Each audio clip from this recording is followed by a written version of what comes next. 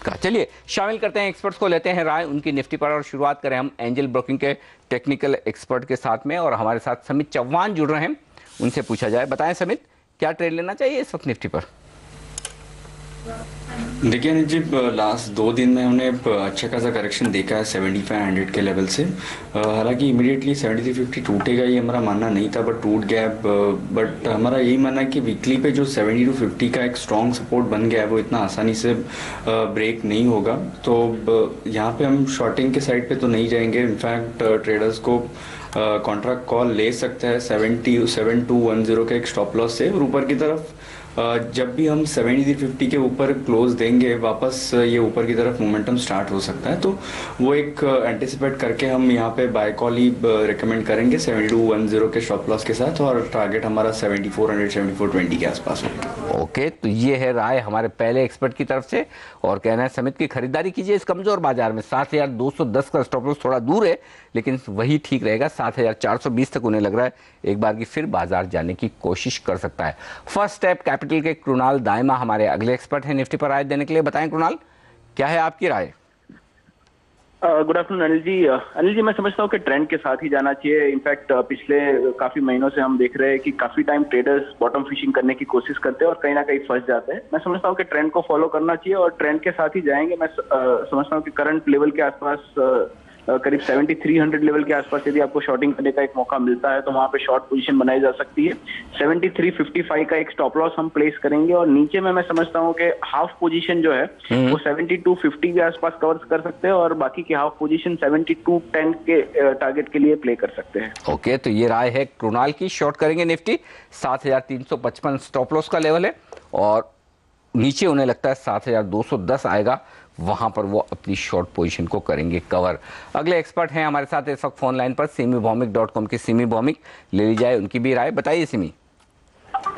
अनिल जी, मैं सिर्फ यही कहना चाहूंगी कि मैंने सुबह आपको बताया था कि मैं आज नीचे खरीदारी करने की कोशिश करूंगी, क्योंकि निफ्टी इतना नीचे आ गया है। 7240 7250 का सपोर्ट बहुत ही नजदीक है, निफ्टी को शायद होल्ड करना है। पर अभी सुबह से जो भी मूवमेंट मैंने निफ्टी का देखा है उसमें मैंने सिर्फ यही देखा है कि निफ्टी स्पॉट में 10:30 के बाद से 7300 से नीचे ही मेंटेन कर रहा है। 7300 से नीचे इतना टाइम मेंटेन कर रहा है, इसका मतलब यही है कि एक बार के लिए एटलीस्ट निफ्टी को नीचे जाना पड़ेगा और वो 7240 का लेवल को टेस्ट करना है। तो मुझे इंट्राडे के लिए एक छोटा सा शॉर्ट कॉल देना पड़ेगा। 7300 से नीचे निफ्टी मेंटेन कर रहा है, तो मेरा स्टॉप लॉस भी 7320 का ही होगा। छोटा सा स्टॉप लॉस के साथ 7240 का इंट्राडे का टारगेट रखेंगे, और इंट्राडे में अगर ये टारगेट ना आए तो भी क्लोज करेंगे पोजीशन, और इंट्राडे में टारगेट अचीव हो जाता है तो भी पोजीशन क्लोज करेंगे, क्योंकि पोजीशन आगे लेके नहीं जाना है। ठीक बात है। चलिए, तो इंट्राडे के लिए ट्रेड करना चाहती है सिमी, कह रही हैं कि 7240 पर वो काटेंगे अपनी शॉर्ट पोजीशन को। उनका स्टॉप लॉस 7320 के आसपास का। जेके दोषी है हमारे साथ इस वक्त फोन लाइन पर, jkdviewpoint.com के। बताइए दोषी साहब, क्या राय है आपकी निफ्टी पर? एक इंट्राडे कॉल ही है छोटा सा, सेम जो सिमी ने बोला उसी तरह का कॉल है मेरा। थोड़ा सा मॉडिफिकेशन है, 7320 का स्टॉप लॉस रखना है और इंट्राडे के लिए बेचना है। शाम तक मुझे लगता है 7240 7205 जो भी आवे पोजीशन काट के घर जाना है। पोजीशन रखना नहीं है, ओवरनाइट पोजीशन नहीं है, क्योंकि जो भी डिप होगा 7240 के नीचे that will be a false breakdown.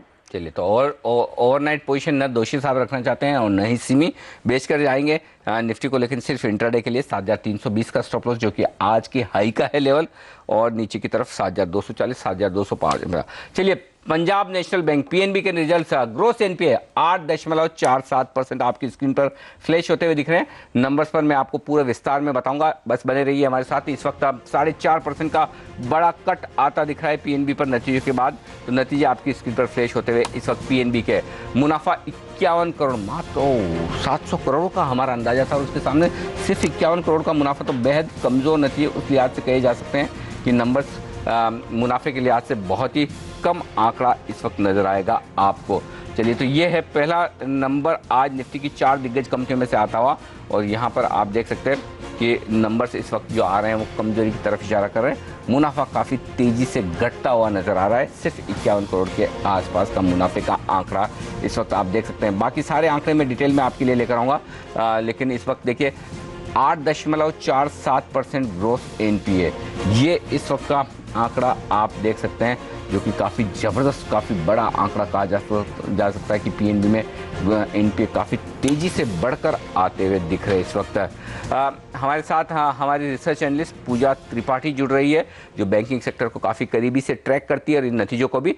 पूजा, बताइए क्या खास बातें दिख रही हैं नतीजों में इस वक्त? जी, हम जैसा कि आपको बता रहे थे कि पीएनबी की जो एसेट क्वालिटी है वो इस बार काफ़ी ज़्यादा बढ़ते हुए दिखाई देंगे, क्योंकि जो स्ट्रेस्ड सेक्टर है, मेटल हुआ, इंफ्रा हुआ, इन सभी में पीएनबी का एक्सपोजर काफ़ी ज़्यादा था। तो उम्मीद भी की जा रही थी कि काफ़ी ख़राब हालत यहाँ पर एनपीए में देखने को मिलेगी और 8.47% ग्रॉस एनपीए के फिगर्स आए हैं पिछले क्वार्टर के 6.36% के सामने, और जो मुनाफा है उसमें 94% की गिरावट हुई है। इस वक्त 50 करोड़ के आसपास ही रह गए। तो हम समझ सकते हैं कि काफ़ी ज़्यादा एनपीएस इस बार डिक्लेयर हुए होंगे, जिसके सामने बैंक को काफ़ी ज़्यादा प्रोविजनिंग करनी पड़ी होगी, और उसी का हिट हम देख रहे हैं कि इस बार कंपनी के प्रॉफिट के फिगर में देखने को मिल रहा है। हम उम्मीद कर रहे थे करीब 621 करोड़ के आसपास की, लेकिन एक काफ़ी ज़्यादा दबाव यहाँ पर देखने को मिला है।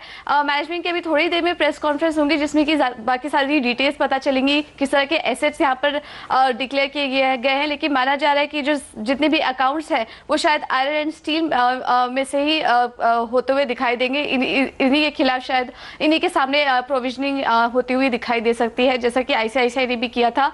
पीएनबी में भी कुछ इस तरह के अकाउंट्स देखने को मिल सकते हैं। ओके, तो पीएनबी के नतीजे काफ़ी ख़राब, लेकिन इस बीच बता दूं टैक्स राइट बैक 908 करोड़ का किया है। ये एक बड़ा आंकड़ा एडजस्टमेंट के तौर पर पीएनबी के नतीजों में आपको दिखेगा, लेकिन नतीजे एसेट क्वालिटी के लिहाज से ज़्यादा अहमियत रखते हैं और वो एसेट क्वालिटी साफ कमज़ोर होने के संकेत 8.5% के दे रही है। पूजा, इसका मतलब ये निकाला जाए कि जिस तरह से अब आरबीआई ने प्रेशर डाला है, जो अब प्राइवेट बैंक्स में हम देख रहे थे, आईसीआईसीआई बैंक से जिसकी शुरुआत हुई कि प्रोविजनिंग बढ़ती हुई दिख रही है, सरकारी बैंकों के नतीजों की शुरुआत आज पीएनबी से हो रही है और संकेत वहां पर और भी बुरे हैं। जी, काफ़ी ज़्यादा बुरा है, और हम आपको बता ही रहे थे। अगर हम फिगर देखें तो पिछले क्वार्टर बैंक ने कुछ आउटस्टैंडिंग रिस्ट्रक्चर बुक जो थी बैंक की, वो 38,000 करोड़ के आसपास थी। मेरे ख्याल से यहाँ पर ही सबसे ज़्यादा स्लिपेजेस देखने को मिल रहा है। जो रिस्ट्रक्चर बुक है वहाँ से काफ़ी ज़्यादा स्लिपेजेस हुए होंगे, तो वो आंकड़ा इस बार काफ़ी ज़्यादा बढ़ा होगा। इंफ्रा में करीब 47% का एक्सपोजर है। तो उम्मीद ये भी की जा रही है कि जिस तरह से आईसीआईसीआई ने कहा था कि आगे आने वाले क्वार्टर में भी ये प्रेशर बना रहेगा, पीएनबी में भी ऐसा कह सकते हैं कि अभी सारे शायद जितना वो कर सकते थे उन्होंने किया है। आगे आने वाले क्वार्टर में और भी ज़्यादा प्रेशर यहाँ पर देखने को मिल सकता है। ओके, और इस बीच बता दूं आपको कि नेट एनपीए का आंकड़ा भी काफ़ी बढ़कर आया है। 3.99% या यूं कहूँ राउंड फिगर में कि 4% से एनपीए बढ़कर 5.86%, यानी कि लगभग 6% के नज़दीक नेट एनपीए बढ़ते हुए दिख रहे हैं। और निफ्टी का स्टॉक 4 बड़े दिग्गज बैंक्स में शामिल पीएनबी, और अगर यहाँ पर 6% के नेट एनपीए, 8.5% के ग्रोस एनपीए, तो आज आप समझ सकते हैं कि बाजार जो चिंता कर रहा है वो कितनी जायज़ होती हुई दिख रही है। स्टॉक पर एक बार नज़र डाल लें, 5% के आसपास का नुकसान आपको दिखेगा। नेट एनपीए में भी 0.25% से ज़्यादा की बढ़त है। पूजा, ये भी तस्वीर बहुत खराब ही दिखा रहा है। पूजा, मैं नेट एनपीए की बात कर रहा हूँ। लगभग 4% के आसपास जो नेट एनपीए थे वो भी बढ़कर अब लगभग 6% के आसपास, 5.86% के आसपास आ गए। तो राहत कहीं कोई ग्रॉस लेवल पर, नेट लेवल पर दिख नहीं रही? नहीं, कहीं दिख नहीं रही है। ग्रॉस एनपीए हम जो नंबर देख रहे थे, जो पिछले क्वार्टर थे वो थोड़ा स्टेबलाइज होते हुए दिखा था, और मैनेजमेंट का कहना था कि हम काफ़ी सारे स्टेप्स उठा रहे हैं, जैसे कि एसेट क्वालिटी में यहाँ से ज़्यादा बढ़त ना हो। लेकिन जो आरबीआई का निर्देश आया था कि अब बैड लोन ज़्यादा से ज़्यादा डिक्लेयर करने पड़ेंगे, अब उसके सामने हम देख रहे हैं कि अगर क्वार्टरली कंपेयर करें तो इस वक्त जो ग्रॉस एनपीए के लेवल है पीएनबी के, वो इस वक्त अपने हाईएस्ट लेवल पे पहुंच चुके हैं, और एनपीए का आंकड़ा भी देखें तो वो भी 4% के ऊपर ही निकल चुका है। तो इस वक्त हम कह सकते हैं कि इस वक्त जो एसेट क्वालिटी के फिगर्स है पीएनबी के, वो इस वक्त अपने हाईएस्ट लेवल पे पहुंच चुके हैं। इतना ज्यादा खराब नंबर्स देखने को नहीं मिले। अब नजर रहेगी एसबीआई के नतीजों पर।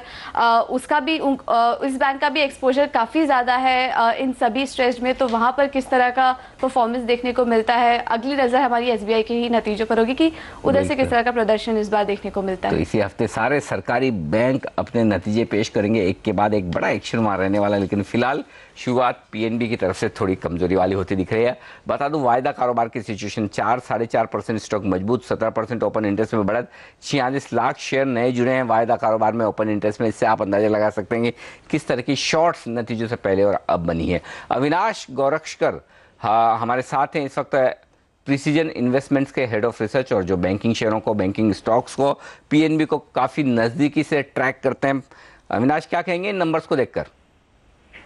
अनिल जी, मेरे को अगर आप नंबर बता दोगे, क्योंकि एक्चुअली चलिए बिल्कुल, क्यों नहीं।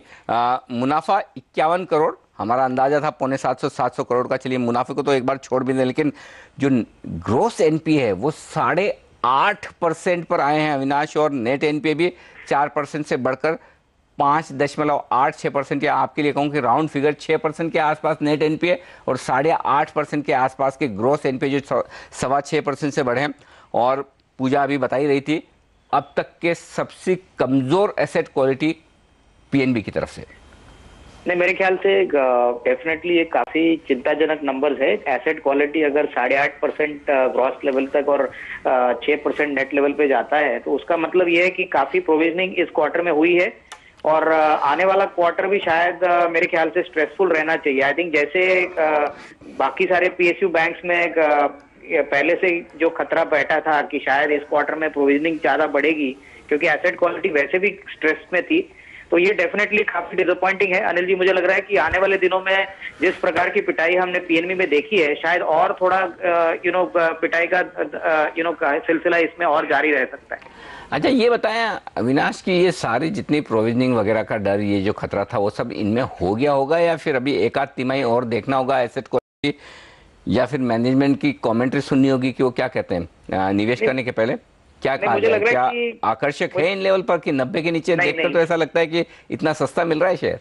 नहीं अनिल जी, सस्ता तो मेरे ख्याल से और भी सस्ता होने की पॉसिबिलिटी है, और मुझे लग रहा है कि मैनेजमेंट कमेंट्री प्लस जिस प्रकार का आउटलुक मैनेजमेंट आगे के क्वार्टर्स को देगी, वो काफी इंपॉर्टेंट रहेगा। क्योंकि जैसे पीएनबी ने आज नंबर्स डिक्लेयर किए हैं, मेरे ख्याल से अभी मार्केट इस पे भी थोड़ा सा संदेह रखेगी कि आने वाले हफ्ते में एसबीआई के रिजल्ट भी फ्राइडे को है। तो मुझे लग रहा है कि पीएनबी में डेफिनेटली थोड़ा सा वेट एंड वॉच करे। इमीडिएटली मेरे ख्याल से कोई जरूरत नहीं है कि इमीडिएटली इसमें कोई बॉटम फिशिंग करने की कोशिश करे। ओके, तो फिलहाल कोई खरीदारी का मौका बनता नहीं है, नंबर्स खराब थे, और ऐसे में और इंतजार कर लेने में समझदारी। शुक्रिया अविनाश और पूजा, आप दोनों का, हमें ये पूरे नतीजों को विस्तार से समझाने के लिए। ब्रेक का वक्त है, ब्रेक के बाद लौटेंगे स्टॉक फ्यूचर्स पर मेरा फोकस।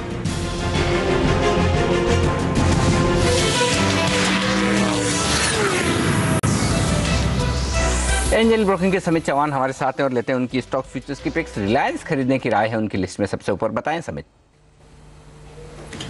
देखिए जब in line with index view जाना चाहेंगे, जैसे मार्केट में ज़्यादा फॉल एक्सपेक्ट नहीं कर रहे, और यहाँ से अगर बाउंस देना है तो बैंकिंग स्टॉक्स और रिलायंस जैसे हेवी वेट्स को देना पड़ेगा।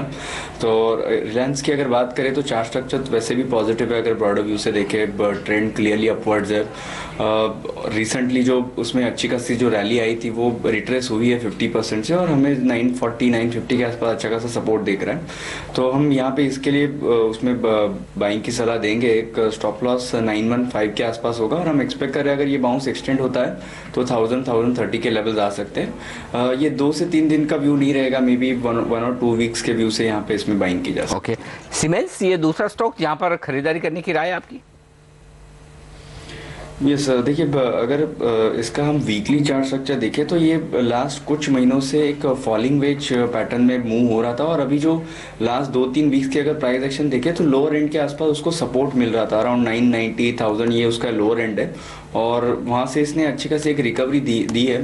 लास्ट 3 दिनों में हम देख रहे हैं कि इसमें थोड़ी स्ट्रेंथ दिख रही है। आज मार्केट गिरा है तो ये थोड़ा नीचे है, बट हमें लग रहा है कि ये एक बाइंग अपॉर्चुनिटी हो सकती है। 990 के स्टॉप लॉस से इसमें बाइंग की जा सकती है, और ऊपर की तरफ हम बाउंस एक्सपेक्ट कर रहे हैं 1100 1120 तक। ओके, तो ये राय इन तमाम स्टॉक फ्यूचर्स पर। शुक्रिया आपका समित, हमारे लिए वक्त निकालने के लिए।